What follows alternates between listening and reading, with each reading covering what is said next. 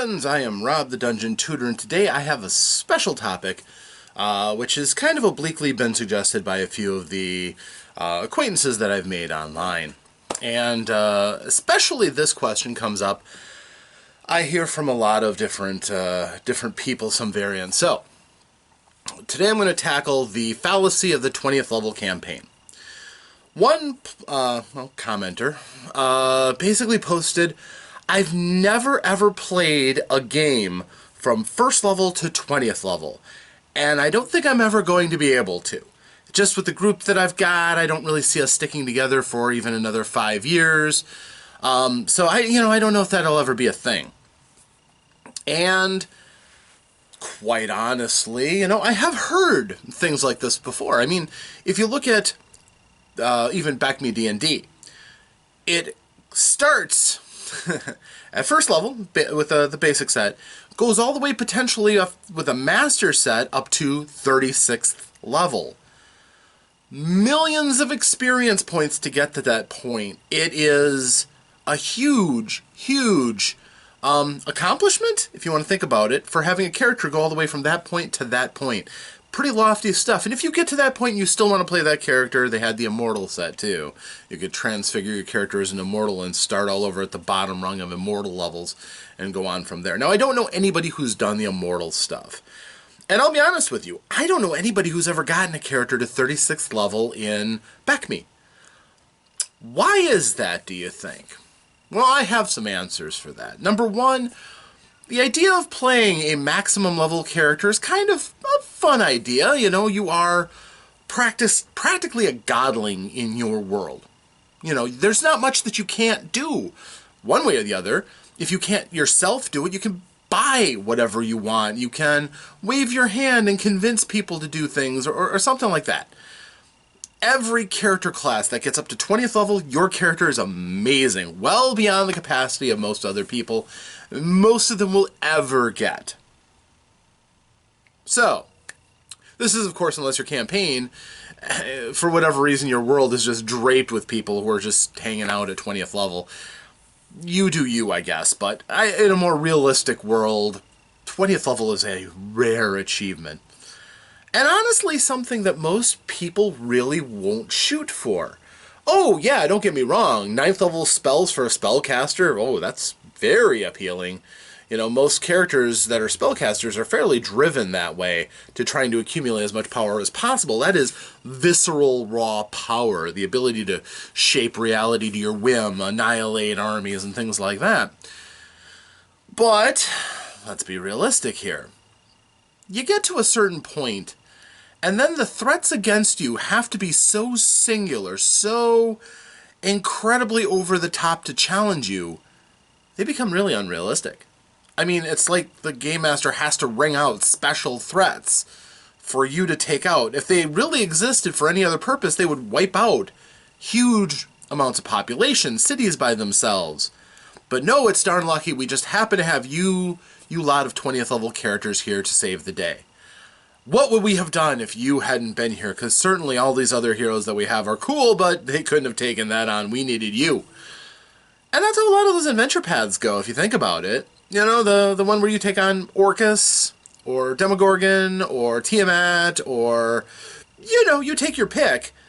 You are playing a character that can take on the fundamental powers of the universe, the things that drive multiple realms of existence, have some facet in how they operate, or some measure of the challenge that exists for people in those worlds. It's almost too much to think of. And again, too, the more powerful your character is, the more complicated they get, especially as spellcasters. Because you have so many choices, don't you? There are some casters that aren't as bad. I mean, warlocks never get huge banks of spells that they have to sort through. Fair. But if you're playing like a wizard, let's face it, a wizard, you, by that point, probably have, many spells. When we stopped my game, I was 11th or 12th level. I probably had 60 spells in my spell book. They weren't all used all the time. I had my traveling spellbook that had all of my main stuff in it, but And I do like the way that 5th edition treats your magic, where you have slots and you have to pick so many spells that you can have access to at a given time, no matter what your class is. And with Wizards, it's all what's in your spell book you have to choose from. But honestly, I was glad that campaign stopped at 11th, 12th level. I had no desire to go up to 20th level. In my mind, a campaign should encompass the most important event of a character's life. Now, you don't have to stick to that, obviously. You can go and do something else. But if you have a campaign that goes all the way from 1st level to 20th level, that is a very long campaign, unless you're using some artificial means of leveling up. If every session you show up, that's a level for you. You almost don't have time to appreciate the lower levels. And realistically, in 5th edition, that is a problem.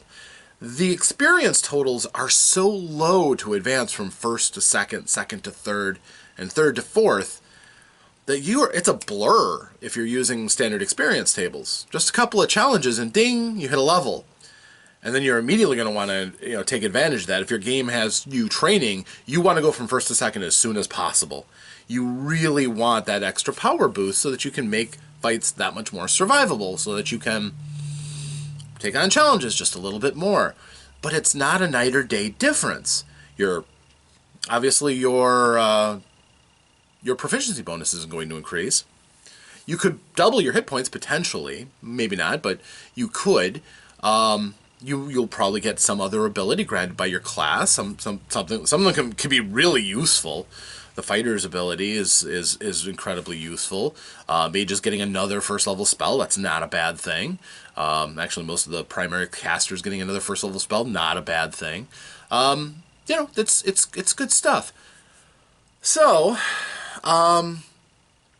once you start getting to 13th to 14th, 14th to 15th, 16th, it really matters tremendously to the spellcasters, because another level of spells they have access to can be potentially very big. But you're just stacking powers on powers. Your character's already developed. You've already gone through the most vulnerable part of your character, so you've learned your most vital lessons that you had to learn. Honestly, there's a good reason why a lot of adventurers, back in the day especially, the old school philosophy, your characters rarely got to 10th level. You would oftentimes, even if your character didn't die, you would start up another character and go and tackle the dungeon in a different direction, or join up with a different group of players who might even be handled by the same players. But you might be tempted to take a new batch down into the dungeon. And maybe they're proteges of your first one, and maybe they'll get a few things to help them start out that those characters didn't get.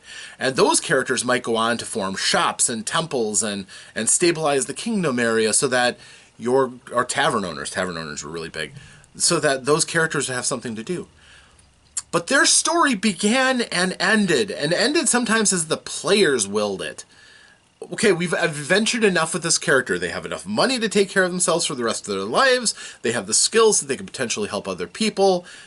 This is a great place to stop this character. I'm going to go start advancing another character now. That wasn't uncommon back in the day, and it doesn't have to be uncommon now. Yeah, I know. With all these adventure paths that Wizards of the Coast keep throwing out, there's some really good stories in there. And a lot of them do carry you quite a ways. But, I've done Princes of the Apocalypse. I've run it. It went to 12th level. That's it. Didn't feel the need to go to 20th level. I could have kept going with it. Of course I could have. There's any number of threats I could have thrown at them. I could have built my own story, or I could have grabbed one of the other adventures, had them go into Storm King's Fury, right, or Storm King's Thunder, one of the two, right off the bat. Could I have? Yeah, but I didn't want to. Those characters have had their greatest adventure. It was time to take another character through, try another approach, let those players try something different. And we went very different and played a different game, but that's not the point. The point is, great adventures have a beginning, a middle, and an end. Sure, there are plenty of campaigns out there that are the eternal campaign. I shouldn't say plenty, actually. They've kind of fallen out of favor. But every once in a while, you'll still hear about somebody who's been running a campaign since 1980 or something like that. And they've met every week, or every month. And they've been keeping this game going and going and going and going. And I'm sure those players could tell you all kinds of cool stories about that campaign. But at least a little part of me, if I was ever in that situation, would kind of wonder, could I be playing another game right now that might actually fit my needs better?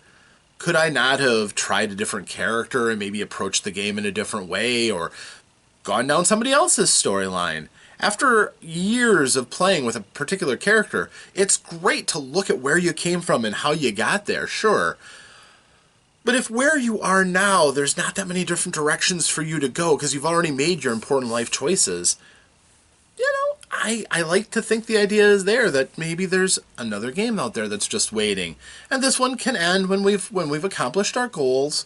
If you trim out some of the filler and just allow us to take on our goals and get to the end, I don't necessarily think that's a bad thing. I don't certainly think that you're missing out on the experience of Dungeons and Dragons by not taking a character from first level to 20th level. And that's just my feeling. Of course, there's no wrong way to play. I'm not saying if you've leveled a character from first level to 20th level, as many have, that you're doing it wrong. No.